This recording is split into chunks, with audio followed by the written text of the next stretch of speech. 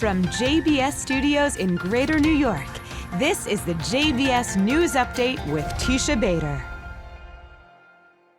I'm Teisha Bader with the JBS News Update for Tuesday, September the 26th, 2023. The IDF today struck several terror targets in Gaza after continuing violent riots on the Gaza border, including more incendiary balloons sent by Palestinians across the border with Israel today, setting a fire in the Sha'ar HaNegev region. Also, the IDF said a Palestinian suspect hurled a Molotov cocktail at an IDF military post, which set the post alight. In response, the IDF said a UAV or drone struck a military post belonging to the Hamas terror group located near where the riot occurred. Israel's tourism minister, Chaim Katz, led an Israeli delegation to Saudi Arabia today, making Katz the first Israeli minister to make an official visit to the kingdom. Katzin team are attending a United Nations World Tourism Organization event and marking World Tourism Day. Katz was cited as saying tourism is a bridge between nations. Cooperation in the field of tourism has the potential to bring hearts together and economic progress, saying, "I will work to advance cooperation, tourism, and the foreign relations of Israel." Meanwhile, the new Saudi ambassador to the Palestinians, Naif El-Sudari, arrived in Ramallah today, presenting his credentials to Palestinian Authority President Mahmoud Abbas, and telling Abbas, according to the Times of Israel, that his country was working to establish a Palestinian state with East Jerusalem as its capital. The visit, the first of its kind in 3 decades to the West Bank, comes on the backdrop of efforts to reach a normalization deal between Saudi Arabia and Israel.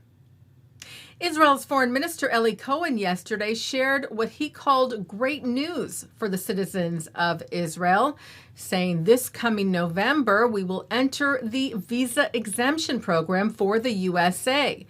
Cohen calling it a great achievement that testifies to the close relations between Israel and our great ally, the USA. And while the decision is expected from the U.S. in the next few days, the Times of Israel cited officials from the U.S. State Department and from the U.S. Embassy in Israel saying it was not yet finalized, and cited a U.S. Embassy spokesperson calling the statement from Cohen entirely premature. Well, Israel today held its official state memorial ceremony for the fallen of the Yom Kippur War, marking the war's 50th anniversary. Israeli Prime Minister Benjamin Netanyahu, together with Israel's President Isaac Herzog, Knesset Speaker Amir Ohana, and Defense Minister Yoav Gallant addressed the gathering on Mount Herzl in Jerusalem, where the Prime Minister noted in particular the brotherhood of soldiers fighting shoulder to shoulder in the war and Israel's ultimate victory, he said. It is the people that won the war. The people, secular and religious, right and left, Jews and non-Jews, they all proved that what unites us outweighs what divides us. The Prime Minister's words on the backdrop of the deep divide in Israel at present, most recently seen this past Sunday on the eve of Yom Kippur in Tel Aviv, where religious and secular Jews clashed at a public prayer service organized by religious group Rosh Yehudi, who insisted on placing a mechitza, a gender separation barrier, at the service after the Supreme Court had ruled that such a divider was not allowed. President Herzog, speaking at the memorial today, was referring to the clashes in Tel Aviv when he said, "I know that I speak for the absolute majority of Israeli citizens when I express deep sorrow and shock at the sight of our own people fighting one another on a day that has always been a symbol of unity." He said those who pour fuel onto this fire are a real threat to Israeli unity. It has to stop here and now. The division, the polarization, the never-ending disputes, they are a true danger to Israeli society and to the security of the State of Israel, adding that now was the time to lower the tone, to listen, and to extend a hand. Taking a look now at our programming for tonight on JBS for Tuesday, September the 26th.